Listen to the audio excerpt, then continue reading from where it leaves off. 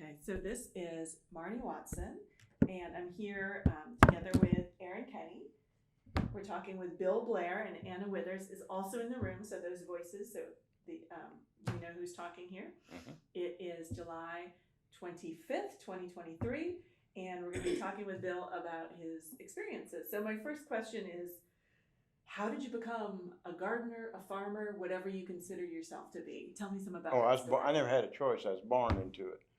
I was born in St. Louis, and then when I was 9 years old, my family decided to move back to the home place. And so we moved down and moved onto my grandfather's farm and built a house across the road from them, and I was raised there. Actually, it was my great-great-grandfather's farm. So Whereabouts was that? I was the fifth generation there. So. And where was that farm located? And that was in southern Washington County, and I was there I've been there all my life, except for the time I spent in the military and in education. So that's where I've been. Okay, so southern Washington County. Mm-hmm. And it was your great grandparents' Yes. farm. And how long had they had that farm? Do you know? How? No, I don't know. Actually, that farm has been, or parts of that farm has been in my family since 1820.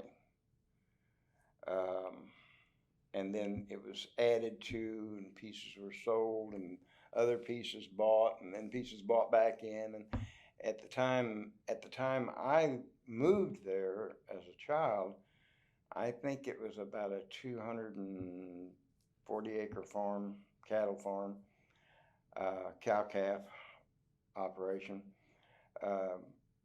When I left there in 2019, we had 275 acres, and then I was leasing about another 160 acres, and then I had another 80 acres or so that was owned by other family members that no longer lived in the area, and that I just maintained and used. I used it as my own, but I maintained it for them to keep the values up, kept the fences up and the brush cleared and stuff like that. And so that's pretty much how I got into that. I think my first garden,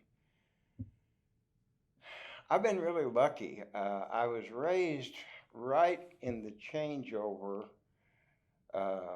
between when horsepower was actually horses.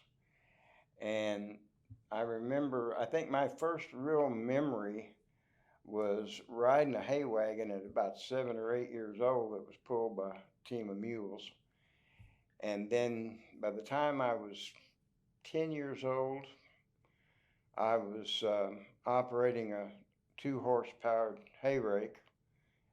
And by the time I was 14, I was plowing with horses. We had a riding plow that used a 3-horse hitch, and that's kind of tricky, or at least it was for me as a child, to operate a 3-horse hitch rather than a 2-horse or a 4-horse hitch. But it was a 3-horse hitch, riding plow, and then by the time I was 14 or 15, I think my first garden was actually a strawberry garden.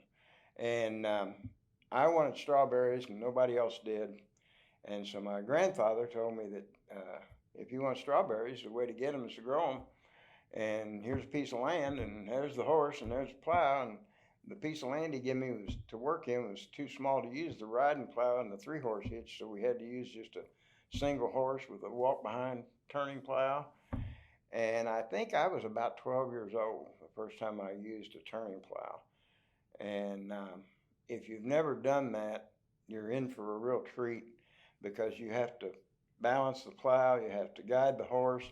If you have a real good horse, after you get the first furrow laid, then he pretty much knows where to go. And all you have to do is concentrate on keeping the plow up. And then my first day of plowing was kind of funny. It wasn't funny at the time, but it is funny now. we hooked the plow on a tree stump, and there'd been trees and stuff in there, and there was old tree roots. I mean, if you cut off a walnut tree, for instance, especially a walnut tree, and just leave the roots in the ground, they'll stay there for 50 or 60 years before they rot. They just don't rot. And so I'm plowing along using this walking plow, following along, and the tip of the plow snags a root of a walnut tree, and it just buries the plow up into this root. And of course, the horse, he knows there's resistance, so he just applies more power, and the reins are draped around my neck, and he just literally pulls me over the top of the plow. Oh, no. And so, it was kind of like, okay, lesson learned. When you hit resistance, don't tell the horse to go on, stop the horse and find out what's going on. But I plowed that patch up and put a strawberry bed in there when I was about 13, 14 years old. And then we've always gardened. Our garden at home was probably about the size of the market garden or bigger.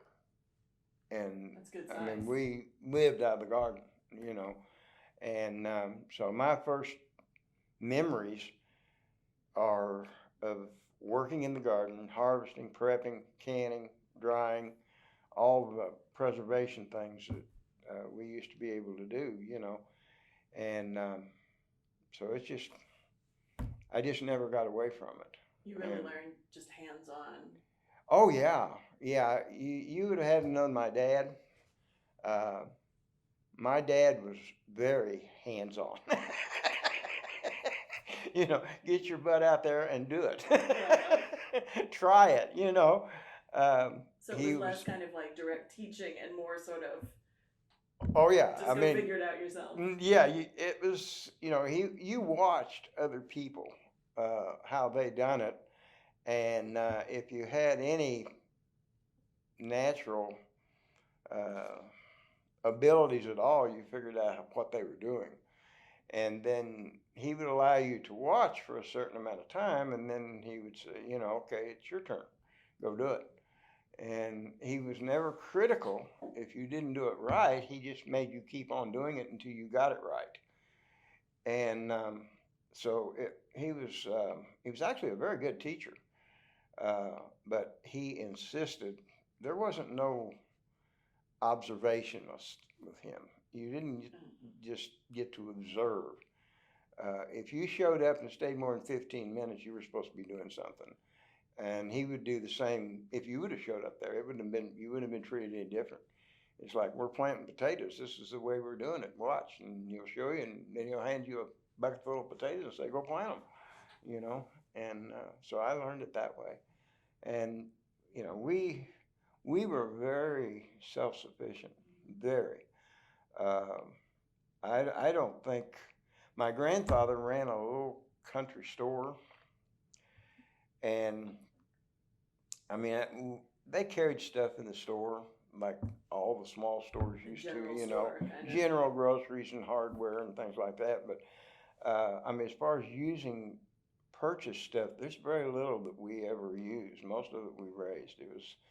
We raised all of our meat, we raised all of our vegetables, all of our fruit. I don't remember ever buying as a child growing up.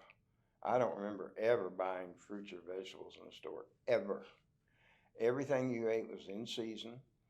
You didn't eat strawberries in January unless you had them in a freezer from last summer.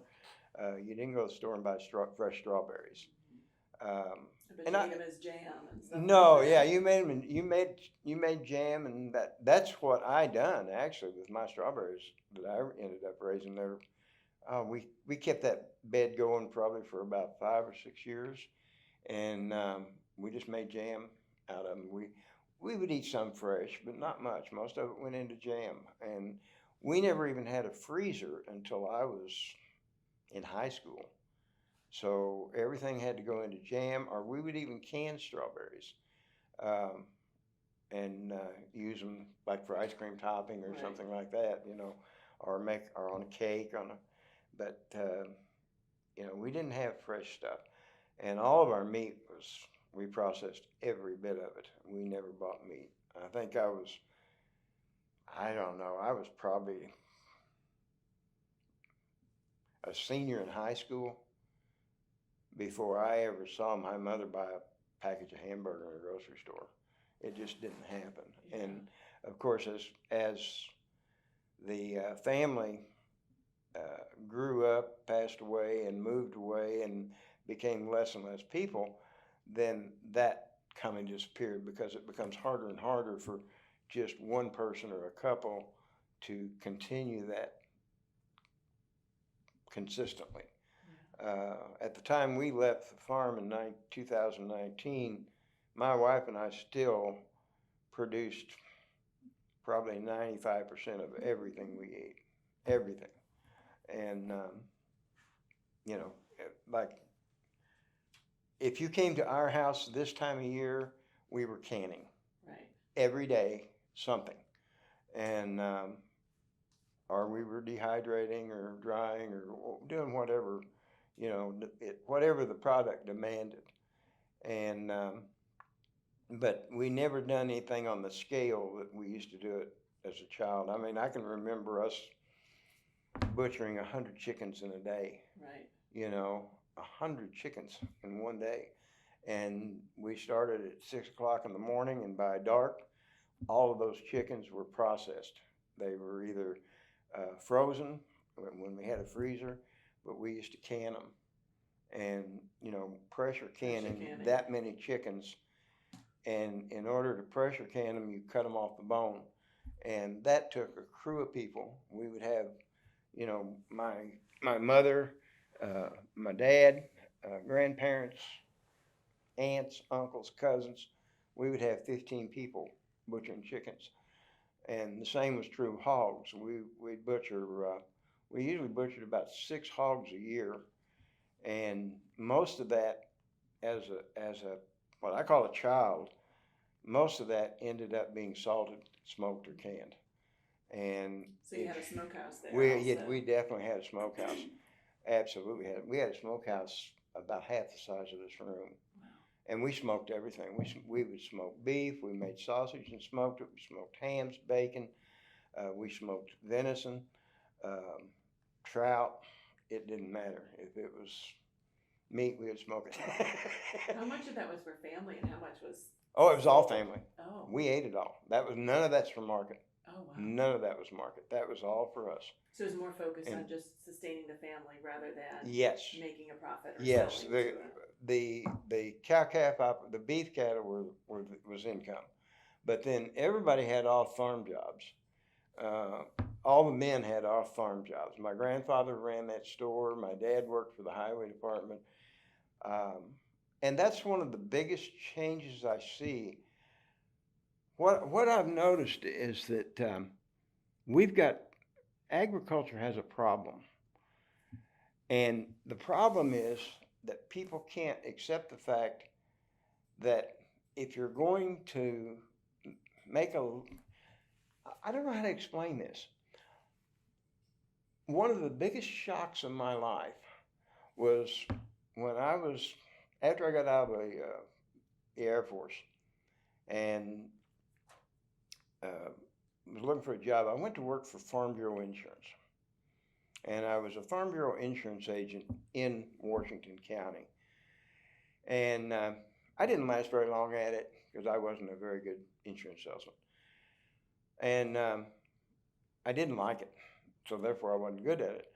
And so I started looking around, and Farm Bureau had a field agent position, which was for the political side of Farm Bureau. Farm Bureau is an insurance agency, but it also is a political agency representing farmers in Jeff City and in Washington, D.C. And so I went to work for the political side of Farm Bureau, and they moved me up into northern Missouri. And I left down there. I went up there, and I never did move. They wanted me to move up there, and I wouldn't. I went up there on Monday, and I worked all week, and then I come home on the weekends. And I went up there, and I found all of these farmers And they had hundreds and hundreds and hundreds of acres, thousands in many cases of acres.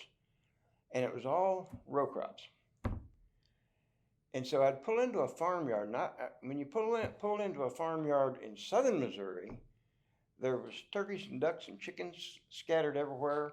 There was rabbits in cages. There were cattle in the field. There were hogs in the pens. And you pull in up there, and it was like pulling into a Monsanto chemical factory. Right. There was no animals. There maybe was 2 or 3 tomato plants stuck down in a tub in the back on the back porch or something. There was nothing. They done nothing. And I'm standing there and I'm looking at the loading areas where they were unloading grain into silos, and there's enough spilled corn on the ground there to fatten 50 hogs. And it's like, why ain't you guys at least got chickens running loose? Right. They didn't have none of that. So none of that kind of... And what they done is they planted their crop. But if you went into their barn, you notice that they all had a big RV. Okay, so in the spring of the year, they go out and they plant their crop and they spray it down with herbicide to keep the weeds from taking over. They load up the RV and they went to Branson. Right. They knew more about Branson than I did. They had been there every summer for 40 years. And they spent the summer in Branson. And then about October, late September, they loaded the RV up and they came back to the farm.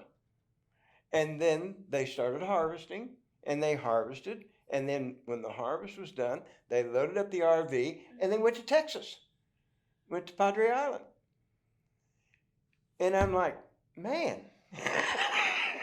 one of us is whacked out, because this just don't make sense. You're not, Did you think they were farmers? Did they see? I never classified them as farmers. Yeah. No, and I still don't. And it was hard for me even with Springfield Community Garden. 4th of July, we had a holiday, right? I don't remember ever having a holiday. A holiday meant that all of the men in our family that worked off the farm was able to work on the farm. Right. And I don't know what that's like, and I see that's where agriculture is losing younger people, because in order to be successful and to live that type of a life, it's 24 hours a day, 7 days a week. You don't get days off. You don't get to quit at 5 o'clock. I mean, I can't imagine my farm day all the way up until I retired in 2013. And all of those years, I worked a full-time job, and at 5 o'clock, I got off work, and I went home, and I worked the farm until way past dark. The greatest invention of my life was when they came out with the little battery-powered headlights that you could wear around your head, because that meant you could go ahead and work until it was bedtime. I mean, you go, you work, take a shower, you go to bed, you get up, and you do it all over again the next day. And I couldn't imagine that at 5 o'clock I shut down and I go home and I put on my sandals and my shorts and I sit on the front porch and I drink iced tea when I've got cows due to have a calf. That's where I belong, is out there with those cows, not sitting on that front porch drinking tea. And I think that's why we've lost the young people, because they want the things, they admire that lifestyle, but they want the advantages of having an 8-to-5 job, and the two don't go together. And the thing we see nowadays is the popularity of the back to the land movement. Yeah. Well, the back to the land movement that you see going on now is never going to work, because it can't be supported the way they're trying to do it. Right. You can't live that lifestyle and, I want to live on the land, I want to provide my own food. No, you can't do that and shut down at 4 o'clock. And that's the reason we end up selling the farm, is because my son did not want to invest that time. I was going to ask you about that, yes.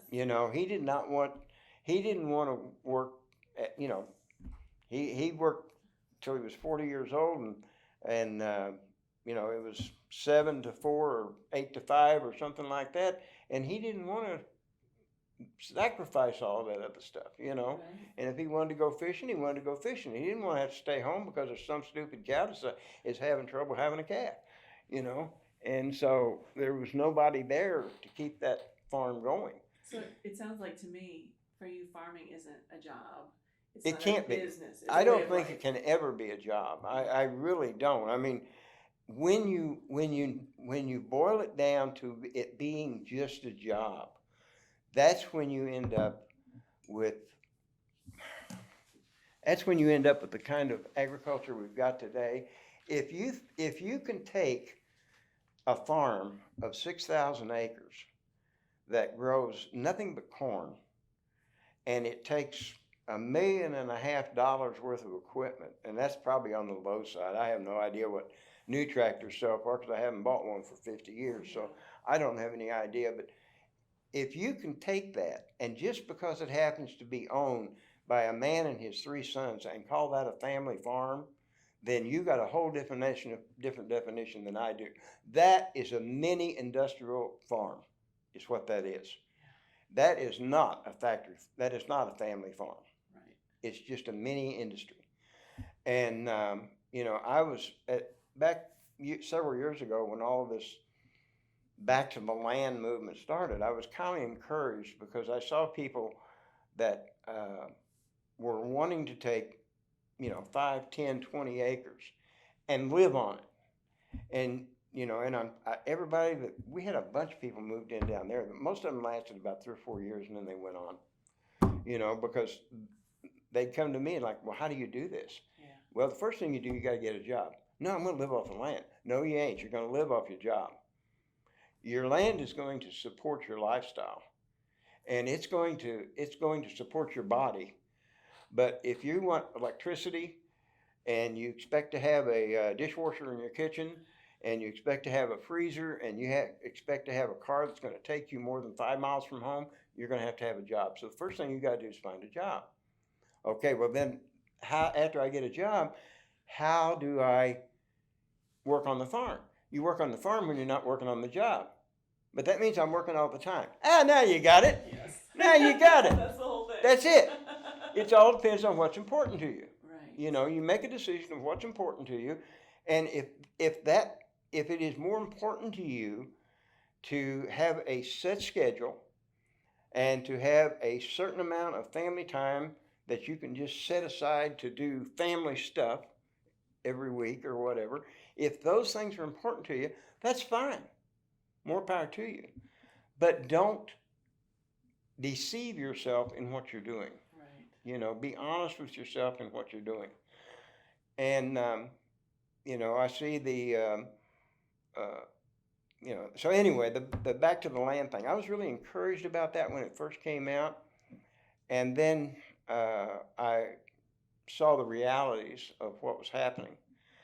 And the anthropological side of me said, this is not working. Yeah.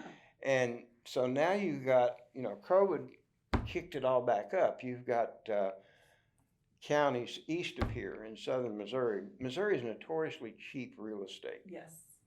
And we attract, don't take this the wrong way, we attract every deadbeat in the United States here because we're cheap real estate. Yeah. And COVID kicked up this idea of getting back to the land and getting away from the grid and getting all of this, what I call garbage, brought it all back into focus. So we have counties east of us here that, what was once decent sized tracts of timberland and farmland are being subdivided into 3 and 5 acre lots. Most of them are 5 acre because you got to have more than 3 to get around the septic tank rules. So they've subdivided all these up into 5 acre plots, and they've sold them off to people for $6,000, $8,000 an acre. And they're making payments to the guy that actually sold them the land. And he's going to end up with all that land back in 5 or 10 years. Yep. It's all going to go back to him after they've made payments on it for 5 or 6 years, because they have been deceived into believing that this is like a camping out on a summer vacation. Yeah. It is, but it's forever. It never goes away, Yeah. And so, I'm very disappointed with the way that things just went now.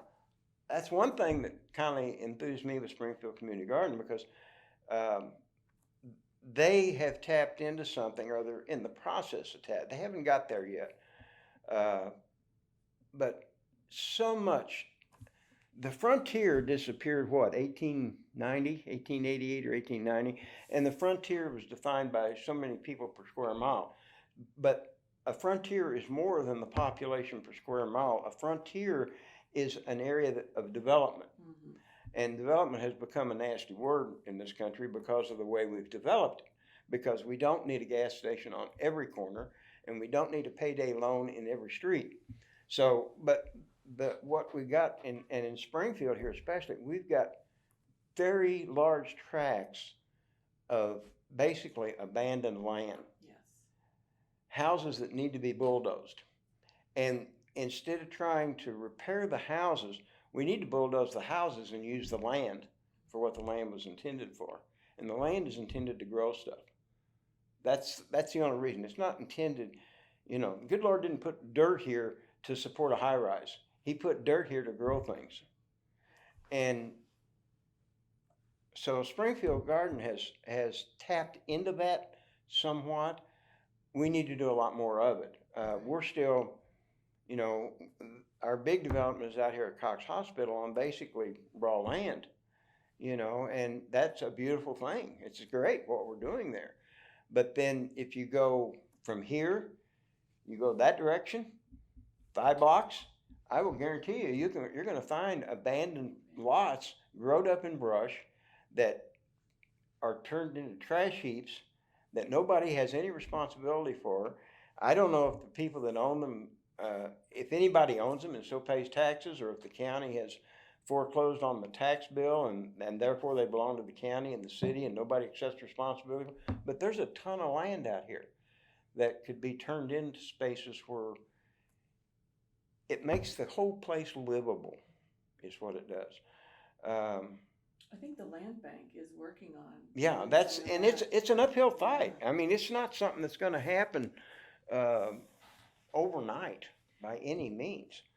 But I'd like to zoom back sure into your history again. So this whole idea that you have to have a job to be a farmer, yes, is such an interesting one. And I'm wondering how far that goes back. Like your great-grandfather, was he a full-time only farming farmer? Or well, my great-grandfather, my family was kind of unique because they always had that little store.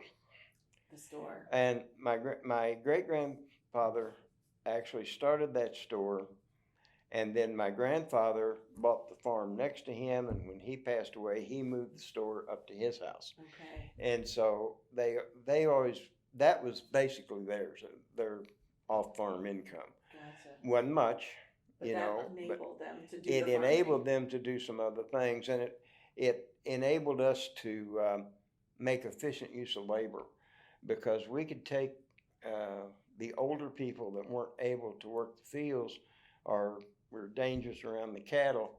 Cattle are dangerous, by the way. People don't know that, but they are. They're huge. And you got to be able to get out of their way. And so we could take people as they got older, and they would be the ones taking care of the store. They would take care of the store, and they done the babysitting for the younger family members. And So I it's was. really a whole family I'll system. give you a concept here. Where we lived, we got a telephone when I was in the 8th grade. We What never year had a was that? telephone, huh? What year was that? That would have been I graduated from high school in 1967, so 63 probably. We got electricity in 1958 at our farm. My other grandparents, my Blair family grandparents, they never had electricity. They ended up moving away from the farm. And By the time I came along into things, our farm was an island surrounded by federal land Okay. because the National Forest bought that all up. That all used to be full of people. But then during the Depression, a lot of people ended up getting those farms foreclosed. And so they began to consolidate. Neighbors would go buy those farms for taxes, basically, or pay off the note and get the farm from the bank. And so the farms got bigger. My history tells me that most of the farms in that area was about 40 acres. By the time I got there, most of them had expanded, to 200, 300 acres, 400 acres. But that was not huge.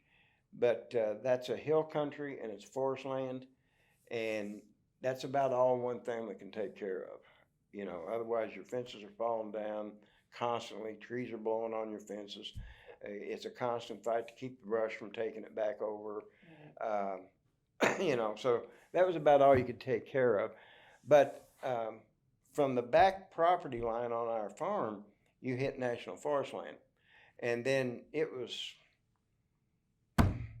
20 miles from there of nothing.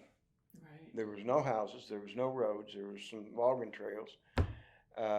And that surrounded our farm on three sides. The fourth side, we did have private property neighbors, but on three sides, that's the way it was. And so it was pretty isolated. But my grandparents they were the last piece of property right in the middle of Mark Twain National Forest. In fact, our township that we lived in there was the last township in Missouri to close the open range. We had open range all the way up until 1980s. Wow, that's late. And the only reason they finally closed the open range was the Forest Service owned so much of the land, and they didn't want cows and hogs running over the forest land. My grandfather on the Blair side, the way he farmed, he actually only farmed 40 acres, but he had huge herds of cattle, hogs, and sheep, and he ran all of it out just in the wild, and every fall you went out and rounded up your hogs and you cut their ears. Everybody had an earmark on and it was registered just like a cattle brand. So you knew which were yours. So you knew which, and you always, all they ever marked was the sows, because the pigs always stayed with mama. Right. And so if the pigs come to this sow, then you knew that was your pigs, and that those there belonged to Jim, and those belonged to Bob, And then cattle, we got them all up once a year and branded them. We used cattle brands. And then sheep, we always herded. He had probably 800 or 900 sheep that he ran out in the woods, and we just kept dogs with him, and the dogs would keep the wolves and the coyotes away from him, and then every night they'd bring them back in. We pinned them up every night, and like that, but it was different. But anyway, back to Springfield Community Garden, and I really was excited with what they were doing. Yeah. And I think that can be an answer to a lot of problems, not only in supplying food, which is an important thing, but we're probably not all going to starve to death if Springfield Garden doesn't ever grow a single cucumber. But in making an area livable, right? Because I still am firmly convinced that when the good Lord created us, He didn't put us into a Ford plant. He put us in a garden. And I think in most people there still is that ingrained desire to see stuff grow. And there's a lot of people that will shrug that off. And with the younger generation, I don't know. If you can get, and I'm not talking Anna's generation, I'm talking the younger generation. Yeah. If you can get their nose out of a cell phone, they probably would feel the same thing. But I really am concerned on where the cell phone thing is going, because I think a percentage of them would have them implanted whenever the time comes that it can be done. For sure. And and you got to get away from that crap. And you can't live on that little 2.5-inch screen. But and I was excited with the with the people that work at Springfield Garden, they're all very young. And I know Anna, and don't go back and tell them I said this, okay? But, well, you can, I don't care. I'll tell them myself. But, I mean, I'm sure they feel very mature, very wise, very well developed, and very well rounded. But they're so young. So young. And that gives me hope. I have a lot of hope there because I think the work ethic in those folks is fantastic. You cannot begin to doubt their passion and their desire.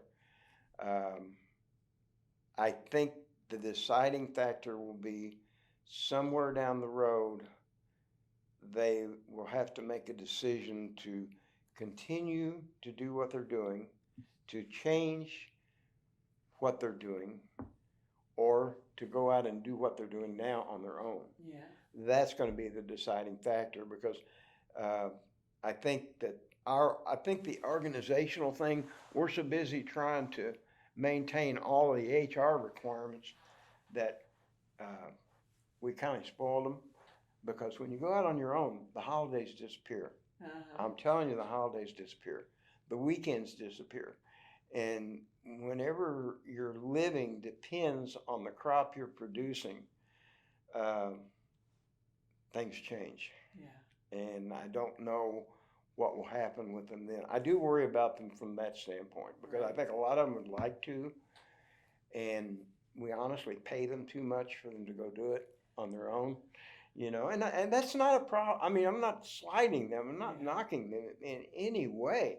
More power to them. Do what you're doing to the best you can do it now. But I think it will be a problem if any of them actually decide to go out on their own because you're going to go from this guaranteed income to an income that you have to earn on your own. Right. It's 100% you then. And I think they will not have the ability to do the two-job thing. I think I think there'll be a difference there. But anyway, That's that is immaterial. I know I keep on going back to your history, but Please, what you want. I really want to get what. interested in a lot of it. I told Anna, she set aside an hour and a half. I said, "There's no way I can do this in an hour and a half." I mean, it's just not possible. But I do want to cover the stuff you want covered. So please, go ahead. It's I think just with each person we talk to, it's really in my mind building up this kind of multi-generational history of farming in the Ozarks and how that relates to where we are now and what farming means now. And so I think it's really interesting to hear all the way back into the 1800s.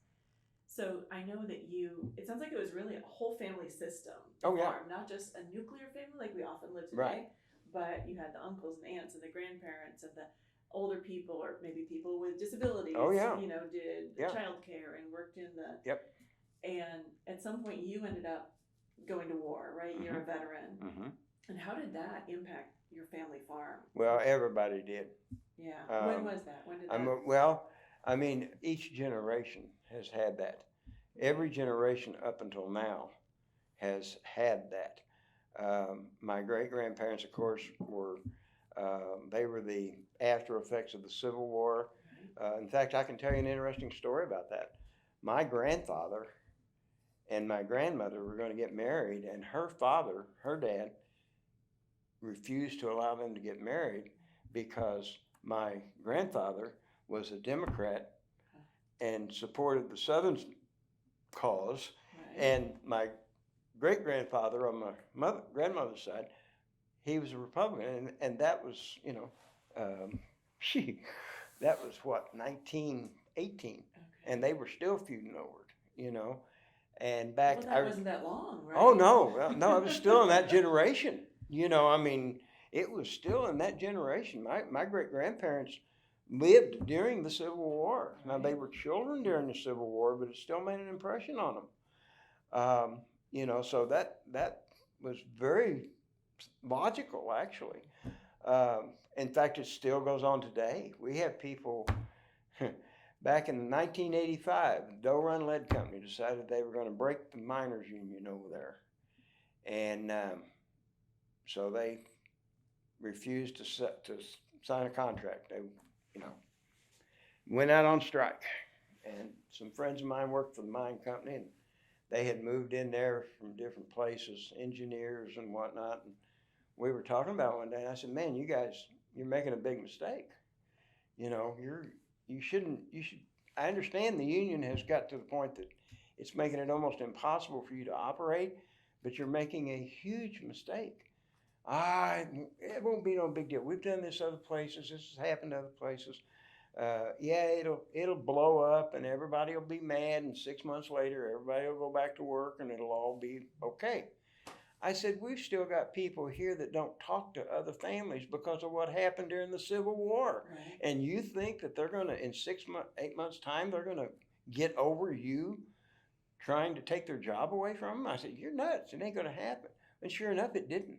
They ended up having to bring in workers from other places because a lot of those people, even after the strike was settled, they not only wouldn't go back to work for the company, they wouldn't let their kids go to work for the company.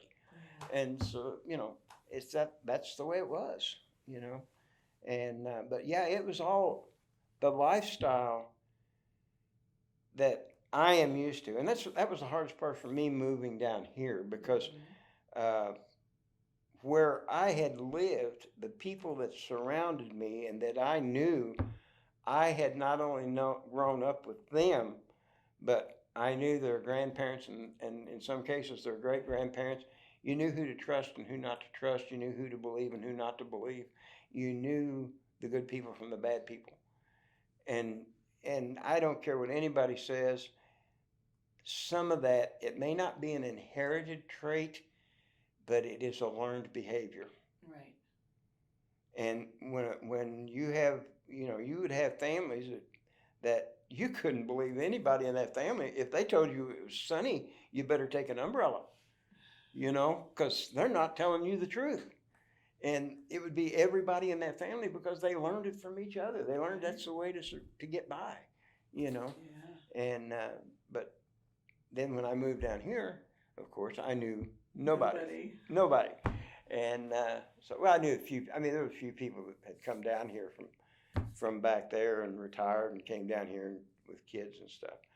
But, and honestly, if I hadn't developed cancer, I would still be there. I would never have left that. I didn't come to Springfield and retire to get away from that. Okay.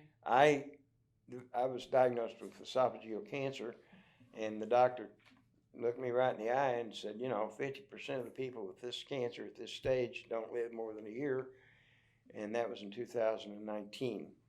Okay. And that's when you came to Springfield. That's when I came to Springfield for treatment. No, actually, I didn't. I went to St. Louis for treatment, and they worked up the treatment program. We moved down here because my son was here. Okay. And we had to get rid of the farm because I couldn't. My wife is totally disabled, and I knew she wouldn't be able to stay on the farm, and I didn't want to leave her with that. My son then was not about to move up there. And the only family that was still doing the farm was you. Yes, I was the only one still left. Well, really, just you. Yeah, okay. It was really just me. Mm-hmm. And you learn to do a lot of stuff by yourself, your own way. You don't need a lot of help, especially with machinery. Huh? How many acres did you have at that point? Oh my goodness, let me see. I guess total I was operating about 400. Okay. Yeah, big. About that. For one person. Yeah. Did you hire people out, or no, was it really just you? No, it was just me. Just me. And in fact, in 2008, I bought that part of my grandfather's farm. I bought 75 acres back in 2008. I was working at that time with Missouri Probation and Parole, and I worked, I think it was 8 to 4 or 7 to 4. And then I got off work at 4. I drove 45 minutes home, and I built a fence around that 75 acres and cross-fenced it all in the evening. A lot of nights, I'd go down and it would be, I'd only have time to dig 3 or 4 post holes before it got so dark I couldn't see. And then, I would do that and then go back home. But I built the fence all the way around and cross-fenced it 2 ways, so I made 4 feels out of it, and worked at the same time, you know. And then you still had the calves to take care of, and you know, birthing to do and all of that, and you know, that gets kind of extensive. We shifted cattle, I think about 2005 maybe or six. We had always had Hereford Angus cross, black with a white face, since my grandfather. He brought those in, and we kept that up until 2005 or 8, somewhere in that range. And I switched over to Scottish Highlands. And I don't know if you're familiar with Scottish Highlands or not, but they look like big teddy bears. Yes. And look like little haystacks walking across the field. And we shifted to those, and we started doing a lot of direct marketing on our beef. We would sell the beef, live beef, to like 3 or 4 people, and then we'd take it to a slaughterhouse. They would butcher it and all of that. But when we shifted to the Scottish Highlands, that took 90% of my calving work off of me. Okay. They never had problems calving, never. They've been doing it. And they have been doing it for 5,000 years, forever, and you know, and they done it on their own forever. And so that took 95% of my calving work off of me. It also took away a lot of my concerns over fencing, because they were not rough on the fence at all. You know, these things that we've bred today, they're good cows. I mean, I like them. I probably would raise them again if I had the opportunity. But these things that they're breeding today, they're having lots of trouble. I don't think I had more than 5% of my heifer calves that were having their first calf that ever delivered a calf without help. Yeah. You know, 95% of them had to have help. That's very labor intensive. Very much. And expensive, because when you have to get in there and help, you run the risk of losing one or both, mama or the baby. And so that eliminated a lot of it. A lot of the cattle nowadays, they bred the milking abilities out of them. They can't produce enough milk to support the calf, to get it to grow right, and so you'll end up having to bring the cow and the calf into a barn lot somewhere and bottle feed that stupid calf to supplement the mother's milk. We're breeding everything out of existence. Well, everything is becoming a specialized kind of animal. Specialized, yes. And you know, I saw that happen back in the 60s, about 67 or 68, 66, I think, was when we bought a neighboring farm, had an old house on it that wasn't habitable, and I was a junior in high school, and I took the old house and went in and turned it into a farrowing house for hogs. And I bought my first car raising hogs in that house. I had, I think, 12 sows. And because I could farrow 4 sets of pigs at a time. And we would put the sow into the farrowing house to have the pigs, and the crates, everybody now talks about, oh, them hogs are put in them crates. No, they're not. They're put in the crate so they don't smash the pigs. Because an old sow will have 10 pigs, and she'll smash 6 of them getting up and down. Right, because she weighs. Oh, she weighs 300 pounds. Yeah, or 6. Yeah, some of them 500 and 600 pounds. And the babies are so tiny. And so you put that sow in that crate the week before she was due to farrow. She would have her pigs, and then once the pigs got up about a week or 2 weeks old, they were alert enough to get out of her way. Out of the way. And so then you would let the sow and the pigs outside, and that's what they still do. You know, nobody puts a sow in a crate and leaves it there for its entire life. It doesn't happen. And but hogs are so easily managed, and they're so intelligent and so adaptable that the big operations have taken the hog farm over. You know, back a few years ago, I was going to go back and start raising our own pork again, and I had a very hard time even finding intact males and sows to buy, because nobody had them. You know, nobody. And I ended up having to go, I guess, 100, 150 miles from home to buy a couple of sows, and I ended up going 75 miles from home to get a male hog. Yeah. And so it was really a shock to me that they just totally disappeared off the small farms, and but they have. So, but I like the Scottish Highland cattle. They would eat anything. You didn't have to worry about the quality of the hay. They handled the winter cold. I mean, you could have a snowstorm, and you look out there, and every cow had snow that deep piled up on their back. Now, everybody's like, oh, that cow's freezing to death. The reason the cows got the snow piled up is the heat ain't coming off the body and melting it. Yeah. They're so well insulated, it's like snow falling on an igloo. I mean, it doesn't melt. And they're from the Highlands of Scotland. They're okay with the cold. They're fine. There ain't no weather we're going to give them that's going to hurt them. I'll guarantee you that. So, and then they would handle the heat just as well. The sun didn't bother them. Yeah. You'd have your Black Angus. The sun, like it is right now, those Black Angus by 1 o'clock in the afternoon, they're finding a shade tree to get under and lay down. Those Highlands are still out there in that field grazing away. So, tough little suckers. So you went from this family farm that was where your great grandparents and all these families, cousins and uncles, and then 2019, it's you. Yeah. What was it? Just a dwindling? It was just attrition. Okay. People died. Okay. And nobody replaced them, and that's what I see happening. And the kids. Yes, the kids went somewhere else. We had 2 eras in southern Missouri of depopulation.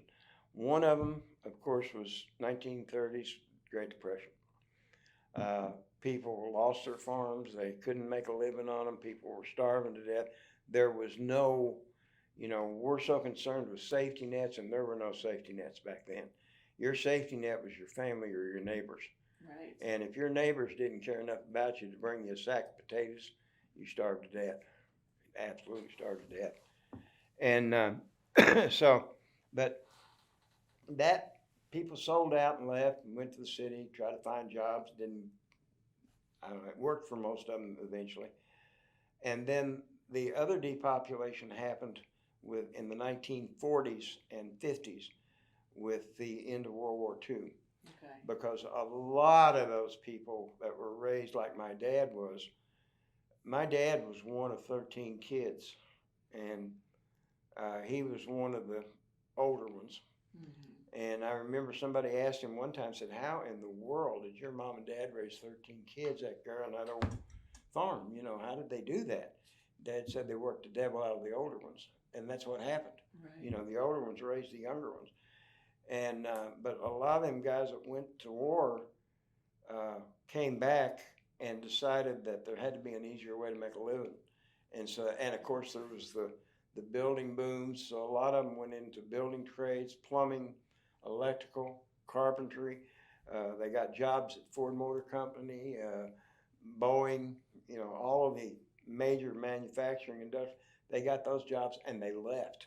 Right. And for a long time, I don't know, when I was a kid, you could buy land where I was at for $50 an acre. Because nobody wanted to get it. Nobody wanted it.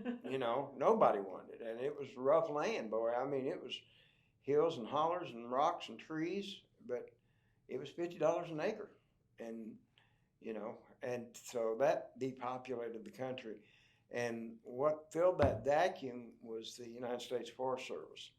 They came in and bought up. They started buying land in the 30s, probably the late 20s actually, but their big real estate purchases happened during the 30s, during World War II, and at the end of World War II.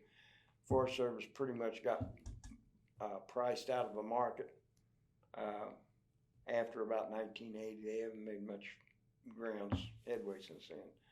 So I think a lot of the land then was bought up by these big industrial farms, right? Yeah, absolutely. But how did we go from this broad base to just me? People died and nobody replaced them.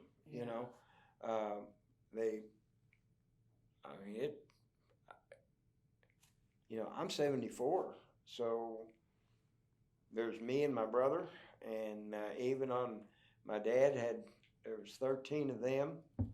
My mother there was her brother and sister, so there's 16 people. they're all gone. Probably half or more of my cousins are deceased. All the aunts and uncles are gone, of course. So, and there was nobody to replace them. What was that process of selling this like multi-century family farm? That was the most terrible time of my life. I bet. To be honest with you, I don't think I shouldn't say that. I lost my grandson to brain cancer when he was 10 years old in 2018. That was the worst time of my life. That was the worst experience I've ever went through, and I don't. If I hated somebody so bad, as the old saying goes, I wouldn't spit on their grave. I wouldn't wish that on them. Yeah. The loss of a child is totally devastating. But that was my second worst, and it still is today. There is not a day that goes by that I don't think about that. And I will have dreams, and I will wake up smelling certain smells that associate with certain parts of that farm. I mean, you have that. It was pretty big, and it wasn't a North Missouri farm where you could stand at one corner and see the other end of the 400 acres. It was hills and hollers. I mean, ridge tops and deep ravines and spring branches through it, areas of deep, deep, deep forest, and then areas of not so deep. I don't know, but, and probably this don't mean anything to very few people, but woods and fields have a smell. Yes. And that smell associates with certain places. You could blindfold me and take me into some of those fields during the summertime and get me by the hand and lead me through it, walking blindfolded, and I could tell you which field I was in by the way that field smelled. You could take me to a certain part of the woods, and okay, I know where I'm at. This is where I'm at, and because it had a smell, and I still have that. I still see that in my mind, and because I grew up there, and I was intimately attached to it, very much attached. And it wasn't that we didn't just keep on doing what everybody else had always done. Back 2000, I guess around 2004, somewhere along in there, after we closed the open range, we were the last township to close the open range. What township was that? That is Harmony Township in Washington County. And you can look the date up on it because we were the last one in the state of Missouri, and people brought, I can remember people bringing cattle from 50 or 60 miles away and bring them out there on the highway and just open the gate and turn them out. And, when you drove through that area as a teenager, it was dangerous because nighttime those cows would get it, especially. Ooh, you hit a cow in the dark. Oh, you hit a cow in the dark, and when the weather got chilly, that blacktop road would warm up. Well, those cows would come out into that blacktop and lay down and see if you can see a black cow laying on a blacktop highway in the dark. And so you had to really watch where you're going. We had more than one. I don't remember anybody ever being killed. I do remember people having some pretty serious injuries from hitting cows because they don't give much. But after they closed the open range, then the Soil and Water Conservation District, they wouldn't have anything to do with us before then because we had the open range. Right. And the rules are simple on an open range. It is up to you to fence everything out. It's not, if you owned a piece of property, it was up to you to fence anything out of that piece of property that you didn't want in there. If you owned a piece of property and you didn't have a fence around it, and I pull up in front of that piece of property and throw out 50 hogs, they're going right in your field. Yeah. And it's your fault, it ain't mine. It's an open range. And you can't kill them. You can't kill them. You can't do anything to them. Yeah. All you can do is try to run them off, and they'll come right back. So an open range had its limitations, but anyway, once they closed the open range, then the Soil and Water Conservation District established itself in Washington County. We never had that before. And whenever they did, they came out with, and this may or may not mean, they came out with a lot of programs, the EQUIP program for one. And so, we embraced all that stuff on our farm. I mean, we put in, one summer I put in 6,300 feet of water line by myself, and waterers. Every 8 acres had its own water. Cross fenced that every field that we had cattle in was 8-acre paddocks with its own water trough and running water out of the well. And it made a huge difference in carrying capacity.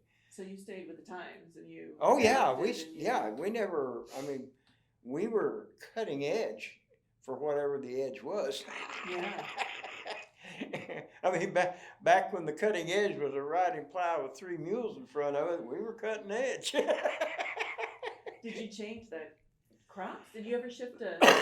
No, we never done any cropping. Okay. Well, yeah, we did. Our crop was grass. We grew grass. Yeah.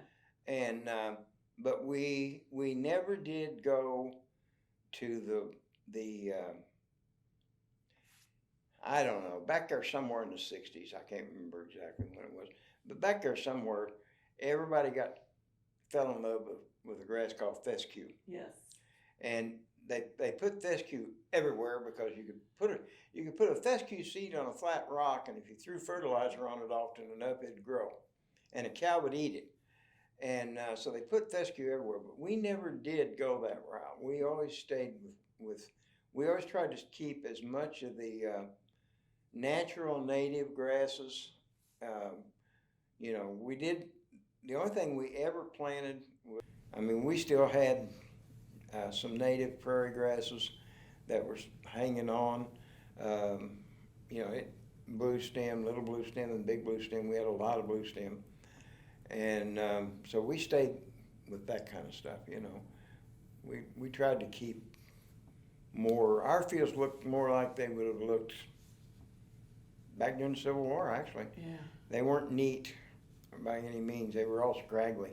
Had a lot of weeds in them, and a lot of variety in the plant life, a lot of it. And a lot native. Even the soil conservation people, when we started doing, they wanted us to do some, I don't know what you would call it. They wanted us to do some different plantings in there. And they came out and walked through the fields, and they said, "My God, you got plant. You don't need it. You don't need anything, because we just left it the way it was." And we go through maybe once every 5 or 6 years, take a disc, and just run the fields real light with the disc, and bring up seed. The seed is there. Seed will lay in the ground. Some seed will lay in the ground a tremendously long time. Yeah. I remember that there was a field behind my grandfather's house that he always grew. He kept bees, and I keep bees too, but he always grew white clover in that field. He always kept heavy clover for his bees. And it died out, back, I don't know, crap. And then there hadn't been clover in that field for I don't know how many years. And he'd been dead for 25 or 30 years, I guess, and there was no clover in that field. And all I done was took a disc and went in that field and just run the disc through the field. And that spring we had the most beautiful white clover crop in there you've ever seen. The seed was laying there, but it was buried so deep it wouldn't germinate. And once you brought it up to where it could get some sunlight, it took off, And so I'm learning how to do bees. I'm really excited about that. Bees? How long have you had bees? Oh, 40 years. 40 years? Mm-hmm. That's at least. Do you keep bees here in Springfield now? I have two hives at Diggins. Okay. I don't have any in Springfield. I had 2 hives here in town, and they just did not do well. There's too much herbicide, to be honest with you. There's too much spray. They would do real good the first year, but I never could get them to come back the next spring. Yeah. And I finally moved them out to Diggins, and so I got them out to Seymour. and they do real well. Yeah. But I just got enough hives, just enough for us now. I've had as high as 50 hives, and that was too much work. Yeah, So that's a lot of I maintenance. gave up on that's a lot. That's a lot. But they can. I know there's a lot of bees in Springfield, Yeah. and so there are some areas that work pretty good for them. Evidently, I know over by the garden that I manage, somebody over there has got hives. There's a lot of urban beekeepers. There's a lot in of 'em. Springfield. Yeah, there is. Yeah. Do you have bees now? I'm getting next spring. Oh, good. Yeah. Great. Fantastic. Tonight actually is the Ozarks Beekeepers Association Yeah. meeting. Yeah, yeah. Over at Drury. Yeah. Have you been going to them for quite a while? Yeah. Good, good. Everybody tells me they're a great group. They're really. Like, I never very had that. supportive and kind. Yes. Well, we just picked them up from my dad and my grandfather, and they all had bees. And so, my grandfather got too old to take care of them. My dad took care of them, and then when my dad passed away, I inherited them and took them over. So we've had those hives there. Some of those hives there probably have had bees in them 40 years. Yeah, that's So. amazing. I ended up selling all of them when I left. So sold them to some guy out of southeast Missouri who was going to take them down, put them in a popcorn field. Oh, wow. So I don't know what. What'd you study in college? Education. Okay. I spent 12 years, I guess, teaching American history over at Salem, up Okay. in Salem, Missouri. Oh, very cool. And but my major was education, and then my minor was agriculture with an emphasis in horticulture, Okay. because I thought, you still got to eat. Yeah. So I did do that, and I went down to Cape for 2 years. I also went to Cape because they offered me a job on the dairy farm down there. Okay. I don't know if Springfield owns their own farm or not, but most of the universities used to own a farm. And Cape Girardeau had a dairy farm there just on the edge of the campus. And so I milked cows for them 2 years, morning and night, Okay. 7 days a week. Missouri State has And- a lot of like fruit tree experimental. Oh, yeah, they do a lot of that, yeah. And grapevines. Yes, Mhm. there's a whole Mm-hmm. wine program now. The the vineyard thing has really got popular. Yeah. And in fact, I got some friends that, Jason Buchanan, have you met him yet?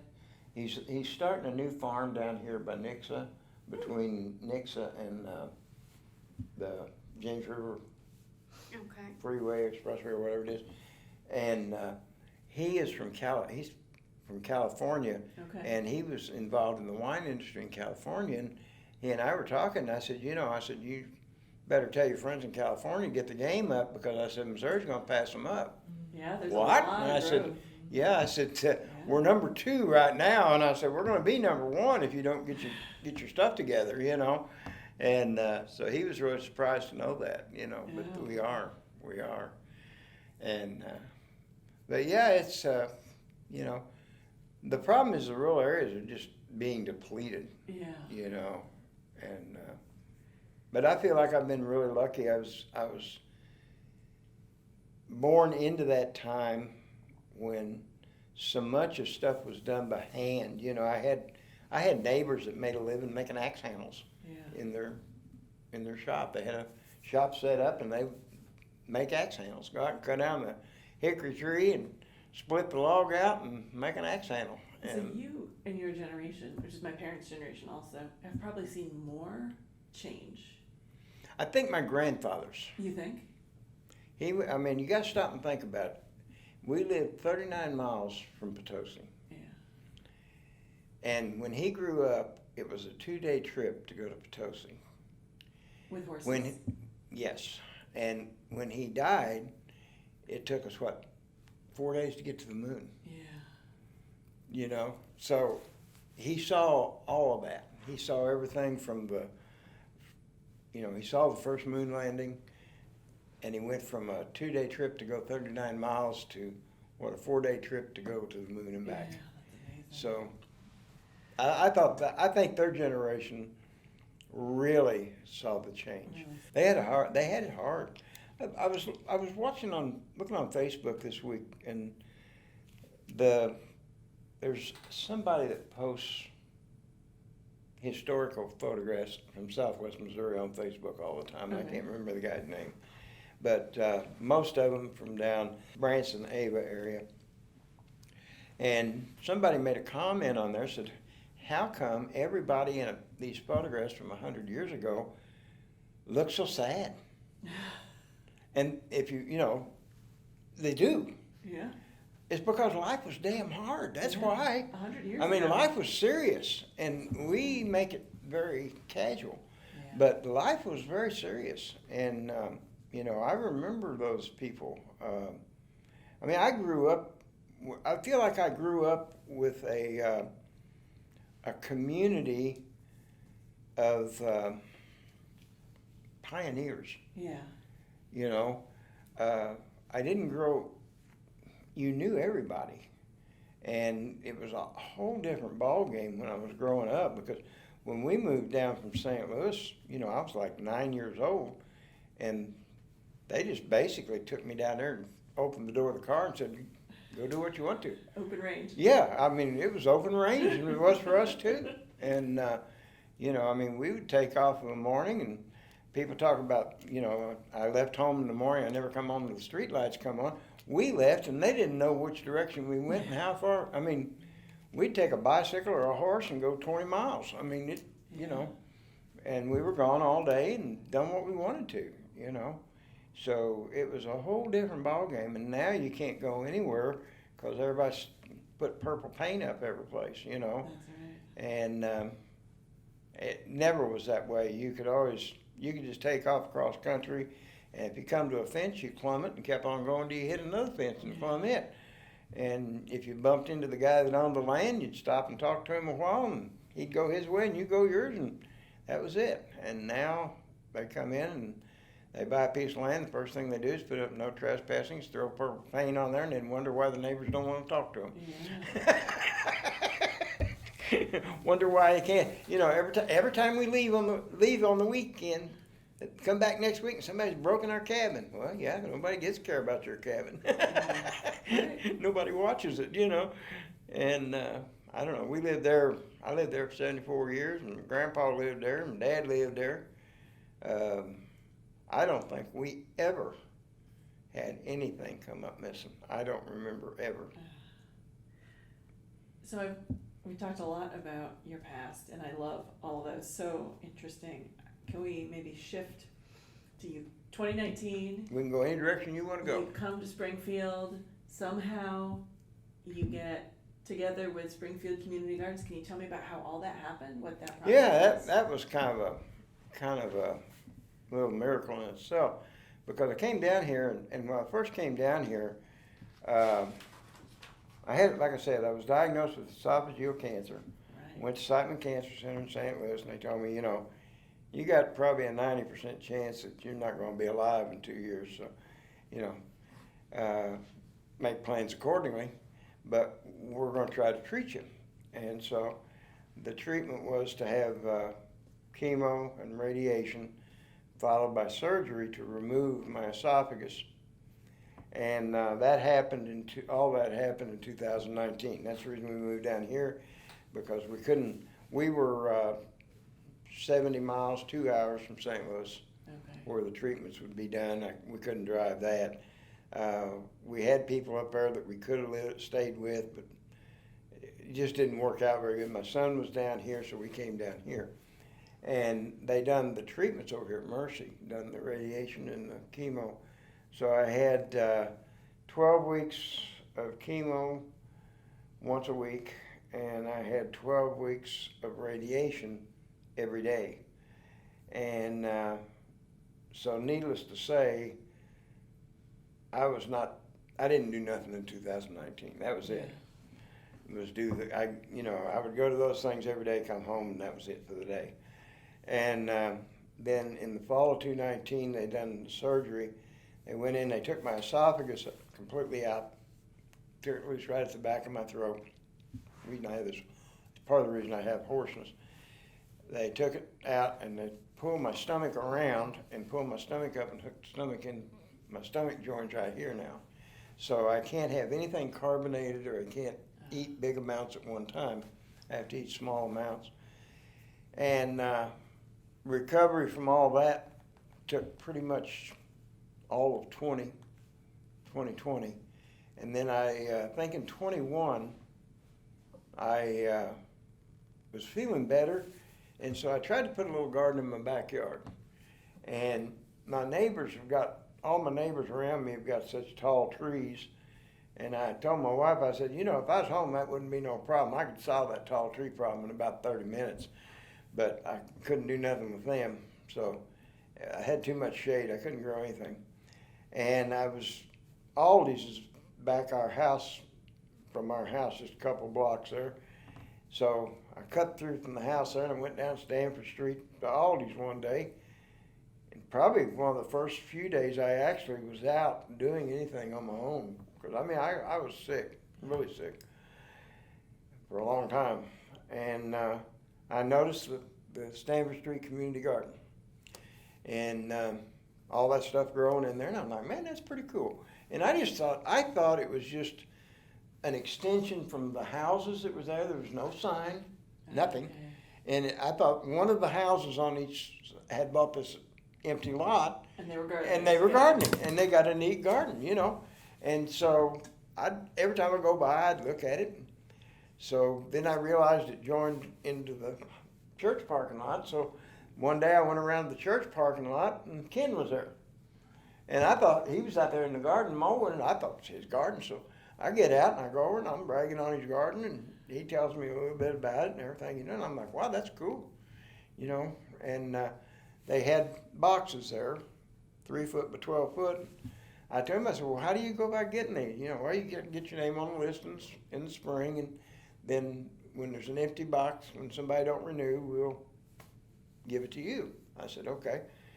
So that would have been, I guess, late 20, because then in 21, I got on the list, and I got 2 boxes up there, and I was up there, and so, I kind of like to talk to people. I'm not bashful, No. And I'm not too secretive, and, I figure if anybody don't want to talk to me, they can leave. And so I would visit with people as they came by, and got to helping other people up there, giving them some plants and some seed and some tips, and just generally talking with them. And so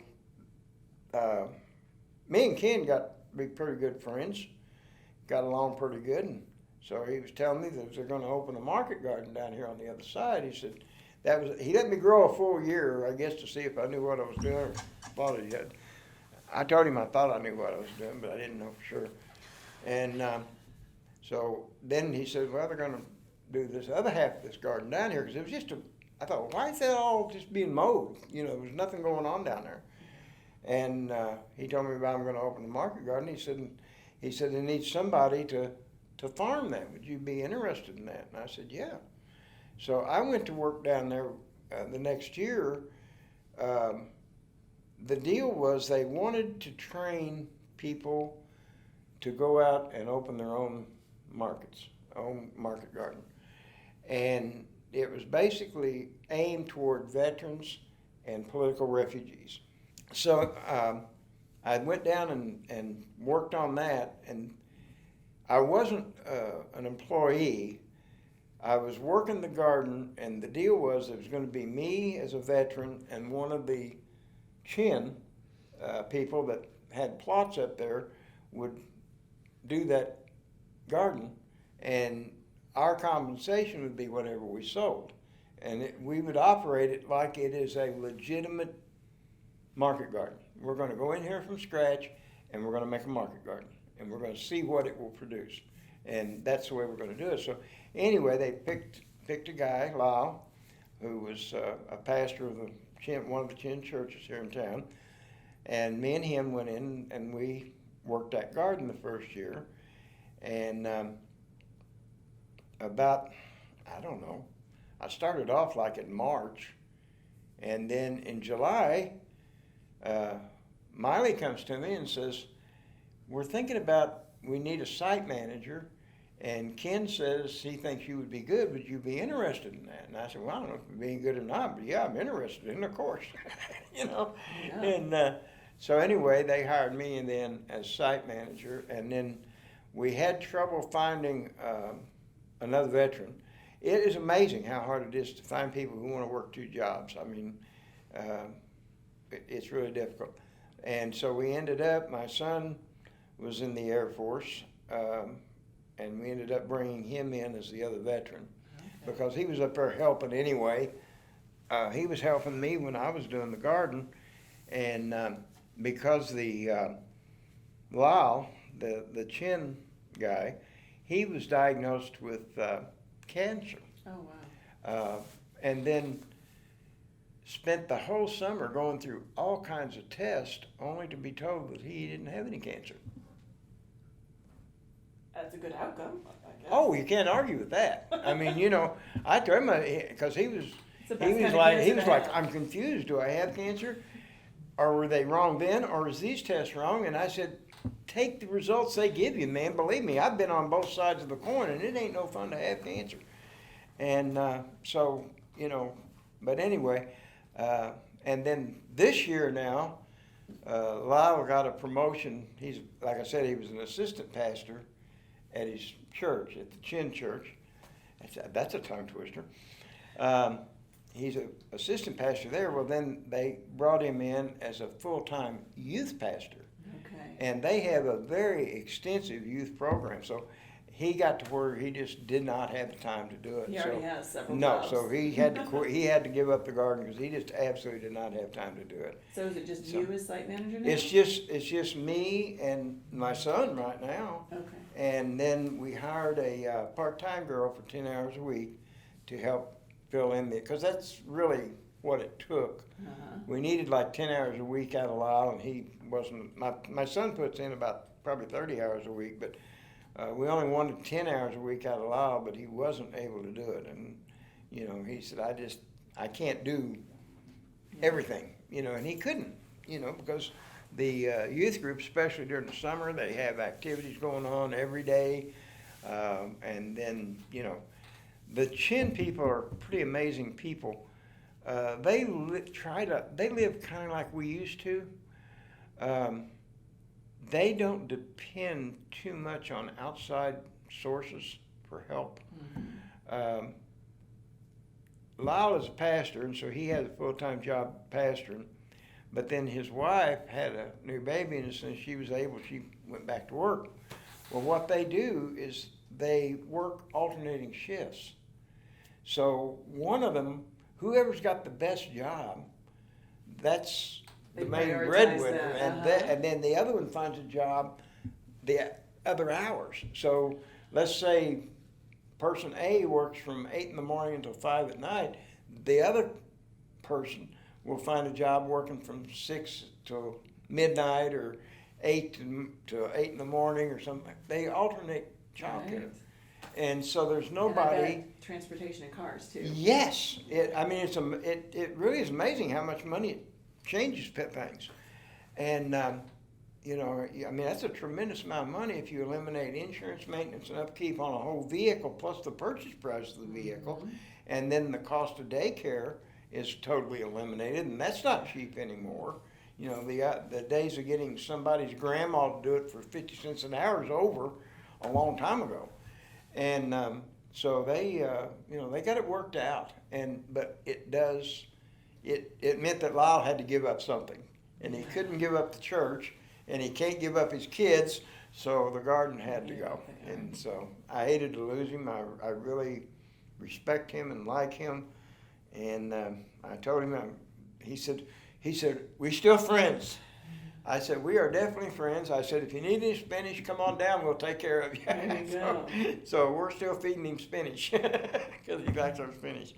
So I've got some questions about your gardening. I know we've been going on for a while. Mm-hmm. If you need to take a break or anything, no, let me know because I've still got more questions. Go ahead. Can you tell me, what is a market garden? What does that mean to you? And tell me about the crops that you grow and why those crops. Okay. Let's first look at what a market garden is in my mind. it is basically just a small farm where you're selling your product. And you can sell it wholesale, you can sell it retail, it doesn't matter. And it's just basically a small farm. And I don't think there's probably very many people that has the desire, the energy, or the ability to make a living totally market gardening. Very few. Yeah. I think most people have all of the things required to do that on a part-time basis. I think it would make a nice part-time job. I think it would make, for I don't know that you could duplicate what I grew up with or not. But in even then, today's people world. had supplemental Yeah, income, right? it's a good supplemental income, I think, for the average person, but I don't think there's probably 1 in 1,000 that's got what it takes to make a living doing it. Because you have to, you can look at, say, Kurt Millsap up here, or maybe Bigby too. Bigby probably not as much as Millsap. Most people go out and see what he's got there after, 25 years? Mm-hmm. How many years has he been there, Kurt Millsap? Millsap, they got that in 2008. When? 2008. 2008. So 15 years. Huh? 15 years. 15 years. So you go out and see what he's got after 15 years, and you didn't see what he started with. Yeah. And how he got there. And I'm sure those first 5, 8 years, maybe even the first 10 years, he didn't have near as much help as he's got now. Yes. Because I know a lot of his help now is children that he's raised that grew up in it. Yeah, And then and he a has, ton of volunteers. and a ton of volunteers, and he does hire help. But, I'm sure it wasn't that way in the beginning. And you have to eat, you have to pay the insurance and the electric and the medical bills and all of that stuff while you're getting there. Yeah. And that's why it's not an insult to anybody, but I don't think 1 in 1,000 has got the ability to do it. Yeah. As far as a full-time living. That's what a market gardening is. And then what was the other part of your question? So tell me about what you're growing or raising there. Are there specialty crops, native? Yes. How do you choose what to grow? Well, we do things totally different than everybody else, of course, or I wouldn't be there. The other garden, Amanda Bell, they grow aimed for the CSAs with Cox Hospital. The goal eventually is to be in the cafeteria at Cox, and that's probably going to be happening sooner rather than later. That's great. The market garden over at Fairbanks, they are, they're a small farm. They're kind of shifting focus to go more to flowers, Okay. more and more to flowers and less vegetables, but still going to have vegetables there. That's such a growing area, the whole flower Yes, gardening. in it this is. That's a area. huge area. I mean, we could have, that whole market garden could be devoted to flowers and you wouldn't nowhere near touch the market. Nowhere near. But what we do, since we are trying to show what you can do financially, which is totally different than those other two. I was, Nate told us at a meeting one time, said, Bill, it's not all about revenue. Well, in my case, it is. It may not be in any of the other gardens, but in my case, every bit comes down to revenue, because that's what we're trying to prove. We're trying to prove that on a small piece of land, you can reasonably expect to make this much money. Uh-huh. And then, so we have crops that we grow a very limited, a narrow window of crops, depending on spring, summer, fall, winter, that are high dollar return, and try to maximize the dollar return per square foot of garden. Mm-hmm. And then we have another function there that I brought in that really wasn't, I don't think anybody had planned on this except for me, but we do a lot of experimental work on non-native crops or non-European. Most gardens grow European-based crops. Yes, broccoli, cabbage, Yes, we're coming. cauliflower, carrots, the We standards. carry over that Northern European Yeah. and influence, and we've been doing a lot of experimentation with Asian crops. Is that because of the Chen That's influence? because the Chin turned me into that because I got watching what they grew, and normally when you say Asian crops, we tend to think as Americans of the Asia that was on the news all the way through the 1960s, Southeast Asia, and we tend to think of Cambodia, Laos, Vietnam, Malaysia, those areas, and that's not Asian crops. I mean the crop in that area is rice. Mm-hmm. That's it. And the Asian crops come out of Mongolia, southern China, northern, the Himalayan mountains of India. They're very tough. And you find crops that are adaptable to our climate. The winter crops can stand more cold. The summer crops can stand more heat. Mm-hmm. And for instance, we got into a spinach called Ceylon spinach. And what it boils down to is spinach you can't grow during hot weather because spinach will come up, you plant a seed, it goes straight up and it makes seed and that's it. Ceylon spinach comes out of Burma, actually, and I think it actually originated in Tibet, to be honest with you, but it comes to us through Burma.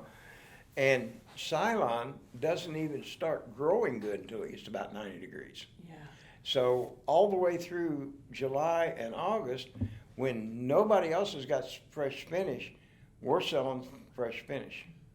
And, we just picked 25 pounds of it last night. And it's heat, phenomenal which stuff. is amazing. And it keeps forever. And we introduced that to Mama Jean's, and now it's one of the things that's what we grow. And so we grow a lot of it. We're experimenting with China jade cucumbers. That experiment has not went nearly as well as I expected, but I think it's the season. We're going to try another batch of them for this fall, and I think we'll have better luck. Cucumber beetles just absolutely devastated them. Yeah. Once they found them, it was like, oh, good, a buffet. And they all moved in. And of course, since we're organic practices are followed in our garden, we have limited defense against that kind of stuff. Did you grow up doing organic gardening? Huh? Was the gardening that your family did to feed themselves when you were growing up, was that organic or was that? By today's standards, no. Because our main fertilization was animal manures. Right. That was 99% of it.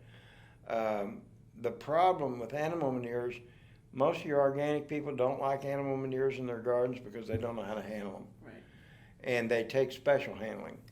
And you don't just go out and, you can't just wake up one morning and say, well, I think I'm going to fertilize the green beans today and go out there and spread horse manure everywhere. Yeah.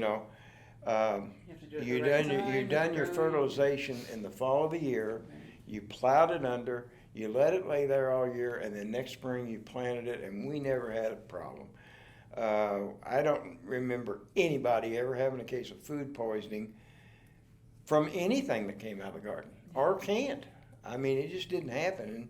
And now, it's like, oh, you got to be careful with canning. Well, you go to the store and you buy a can of green beans and you take it home and you open it and you pour it in a pot and you don't even bring it to a boil and you eat them. And you tell me I got to be careful with the green beans I canned? I had an uncle that was an engineer. He worked for Albee Conveyor Company out of St. Louis. Back in the 50s and 60s, Albee Conveyor put in conveyor systems all over the world. And he said that the cleanest place that he was ever in, food-wise, that he ever installed a conveyor system was a dog food plant in Louisiana. Mm. I mean, the armpit of America and a dog food plant was the cleanest place he was ever in. The dirtiest place he ever was in was a Green Giant canning facility up in Wisconsin someplace, and he said it was filthy. Yeah. And, I know, you don't want to think about that. So yeah, I know you don't want to think about it, but I mean, it's like, we're warning people. I don't know. We make a big deal, but you can't bet yourself. You got to be, Yeah. we canned everything. We canned chicken, turkey, deer, trout, bass, all kinds of fish. Man, we canned fish. Canned trout is excellent, by the way. Yeah. Really good. So tell me, when you started, you sold the farm, traumatic, right? Went through this entire cancer experience. Yep. Also horrible. Yep. The loss of your grandson. A lot of like big, awful things that Yes. happened to you in that period of time. What was it like to come here and then just stumble into farming again? Oh my goodness, it was.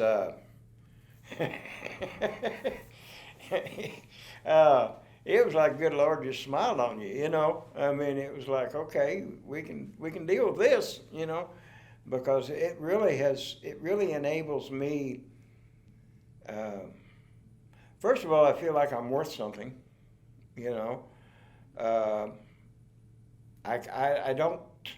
I was never a person that could just sit, never, and I don't do the golf thing. I'm not I don't have the patience to be a fisherman, so it's like my life just picked back up where it left off, is what it was. And so I feel very comfortable there. And the people, I give a lot of that credit to the people that work at Springfield Community Garden, because, I mean, like I said, they're also terrible young. I mean, it's almost heartbreaking to see what they got to go through yet. It is. I mean, it's very depressing when you think about it. But they'll make it because they're tough. You're tough. You're tough people. But I mean, I came in there and, here's the grumpy old fart with all of these bright and shining faces, and, and they made me feel welcome. Yeah. I never felt like I was being talked down to, tolerated, or anything. I mean, I have always felt very welcome by them. They have just picked right up, and I don't feel 20 again, but they have been very welcoming to me. And now you're farming, and your son is farming with you. Mm-hmm. So it's Crazy, almost isn't it? like your family farm has been transplanted. It's been transplanted, yeah, and now he's looking at the possibility of going out on his own. Really? He is seriously thinking about, trying to scrounge it. If he can find some land that would work, he would probably start doing some things on his own. Because there's some things we would like to do there at the garden that we don't have room to do. What are they? And for instance, I think there's some crops down here that are totally underserved. You can scale a farm down to the point that there's just some things you can't produce on it. Sweet corn is one of them. You cannot produce sweet corn in a mini garden. Right. You got to have a large patch of sweet corn, and we would like to see. And I know, that's not a guess. I know that the market for sweet corn is vastly underserved here, vastly, and for good sweet corn. It's just not here. And we would like to put in like about a half acre to an acre of sweet corn. And then there is another crop that we have been producing for Mama Jean's that we started this was an experimental crop that I grew last year, and it just took off leaps and bounds, is white beets. White beets. White beets, not red beets, white beets. And they're naturally sweet.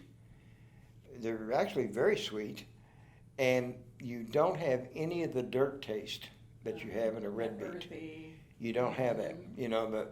You can't get away from that in a red beet. And you can take those things.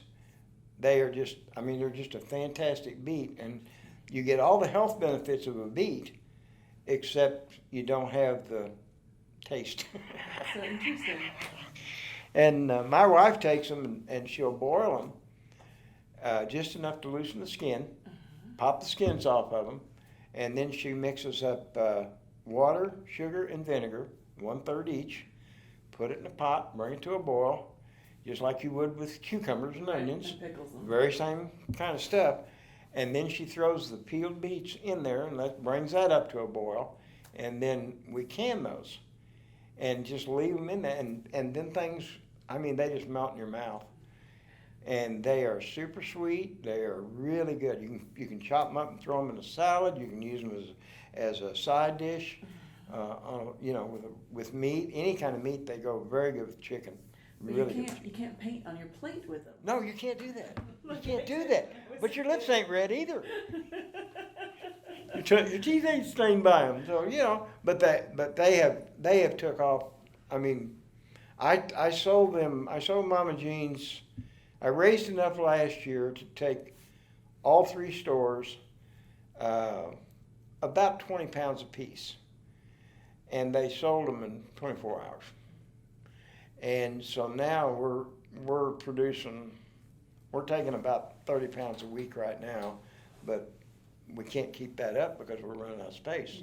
You know, so it takes a while to grow them, and you need to have succession plantings to keep the right. You don't want them getting real big, right? And you don't want the little bitty ones. You want them that's about the softball size or a little smaller, and so it's kind of we can't do it on the amount of land we have. We're just all we're doing is just raising them and selling them, but we can't supply the demand. So what does your son do for his primary job? He is a facilities manager with Commerce Bank. Okay, so he's got that job. Yeah. Plus he's a veteran co-site Yeah. manager Yeah. with you. Is he planning on quitting his day job to get No. into farming? No. Or be a side No, thing for him? he has no plans to do that. What he would like to do is he would like to garden just as a supplemental thing, with the idea that on down the road when he retires, he might expand it out and become use it as a retirement mechanism and have something to do when he retires. He spent he got out of the Air Force right after my grandson was born. I don't remember what year. He spent several years. He was a major. He came out of the Air Force as a major, but he didn't retire. He just got out. He had been deployed 3 times in like 2 years. Well, that's not true. He had been deployed 3 times in like 7 years, because he spent a year and a half in Italy, and then in the first Gulf War he ended up being deployed to Dubai, and then was it Dubai? I think it was Dubai. No, Madagascar. He ended up going to Madagascar, where the B-2 bombers went, whatever that was. And then in the Iraq War, he ended up going to Bulgaria, and he decided that was enough. And he just got out. He got tired of being deployed all the time. And when you didn't have kids, it was easier for him and his wife to do that. Right. But then once his son came along, it was like Changes too hard. everything. It's too hard. So let somebody else do it. So we've skipped a lot of questions, but gotten a lot more. Do we want to go back? There's just kind of one last question I wanted to ask you, unless you have other ones you want to jump in and ask Erin, is what does it mean to you to be an Ozarks farmer or gardener? This whole sort of series of interviews we're doing is about diversity of farming and gardening in the Ozarks. So what's that, to be part of that tradition, to be doing that today in 2023, to have lived through everything you have and stand on top of this whole history of your family? What does that mean to you? Well, I think there's, I don't classify what I'm doing now as farming. To me, my previous life, and I know a lot of people don't classify livestock operations as farming. If you go to North Missouri, they'll tell you, you're not farmers, you're cowboys. But I think this area ties more traditionally with the Appalachian area than northern Missouri. Northern Arkansas would probably be with us in that. The Ozark area is going to tie more with the southern Appalachians. I think, from my observation, we have a much more diverse farming experience, and when you talk about farming in the Ozarks, you have to talk about a combination of crop, livestock, gardening, and the gardening is your crops primarily. We don't do a whole lot of crop growing in Missouri anymore. We used to, we don't now. I think we have more diversity of what, I know we used to. We had a lot more diversity. A farm we were the old McDonald's type farm. Right. And a traditional homestead. The traditional homestead, we had every animal that didn't, that came off the ark, we had one of them. And I think we have a much tighter relationship with the land because of that. I don't think that most farmers in the Ozark need anybody coming in telling us about conservation. I think people from the rest of the country should be coming to the Ozarks and learning what we know about conservation, because we've got farms in the Ozarks that have been producing for 200 years and are better today than they was 100 years ago. And we don't need any help on conservation. They need to listen to us for a change. What I do now, I consider gardening, not farming. Even if I was doing this on 5 acres, I would still consider that gardening. Okay. Because I don't think even what I'm doing now, I don't have the same relationship with that plot of land up there at Stanford, and I never will have, that I had where I came from. And it has nothing to do with the fact that I was raised on one for 70 years and the other one is relatively new. It has to do with what you have to do with the land. Right. And that intensive relationship. Yes, there's a relationship there with how you coax the land to do what you want it to do without being too heavy-handed. It's almost like raising children, And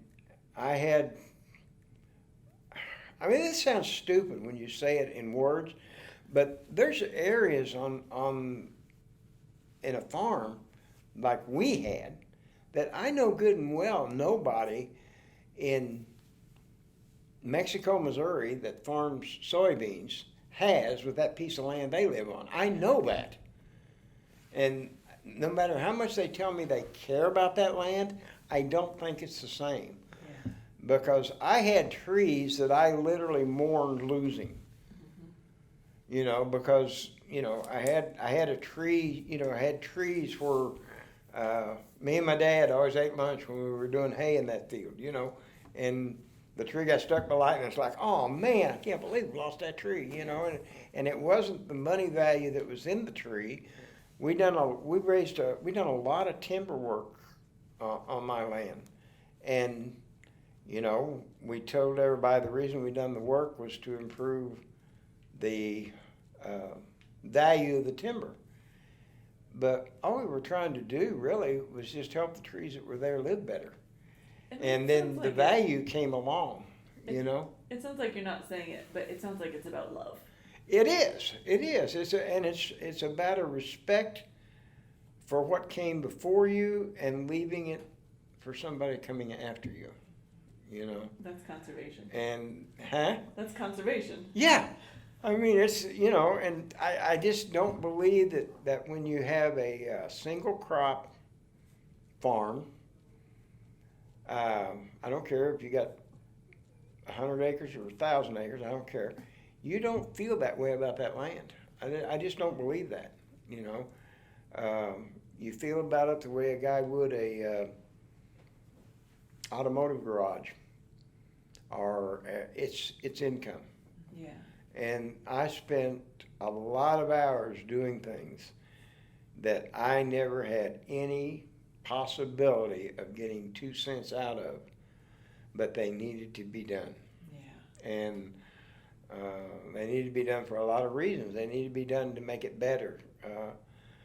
You learned how to build fences so that the cows didn't make a path on them. And then the path, first thing you know, you got a ditch. And then once you get a ditch, you can't get it stopped. And so you build your fence a little different way. And you put an obstacle in the middle so that the cow don't just go straight up and down that. If you just have to build a fence up and down a hill, you know, you pile a brush pile every so many feet so that the cows have to go out into the field to go around it to keep them from walking that fence and getting a ditch started. So, you know, that didn't amount to nothing. It didn't mean nothing. It didn't put 15 cents in your pocket. But it kept that ditch from getting started. And once that ditch got started, it could end up taking that whole field, you know, or destroying it for future use anyway. We had a lot of tiff mines over there. I don't know if you're familiar with tiff or not, but tiff is a mineral that occurs very shallow. It doesn't develop deep like lead or copper or zinc or anything. And so most of it is mined with strip mines. Mm-hmm. And Washington County at one time was the #1 tiff producer. Barite's another name for tiff. Tiff is used in paint. It's used in oil wells. It has a multitude of industrial uses, but it almost has to be strip mined. And so northern Washington County had huge deposits of tiff, and we had hundreds upon thousands of acres up there that was strip mined. Mm-hmm. And the only thing it's good for right now is deer to run over, you know, and they can't even make a living there. The deer have to pack a lunch when they cross those things. So, you know, but I don't know. It's just, things are different, and things always will be different, and they will continue to change. It'll never go back to the way it was. I feel very honored and very blessed to have been raised at the time I was in the company of the people I was. Because everybody I knew, everybody, not just my family, everybody I knew were honest, honorable, hardworking people. And that is a rare thing. Well, I think there's nothing better to say than that. Mm-hmm. Thank you so much. It's been an honor and a pleasure. Well, I've had a ball. Hearing all of your stories is really beautiful. Well, I got another 3 hours anytime you want. I'm gonna go. You're a treasure. Thank you. Thank you so much for sharing.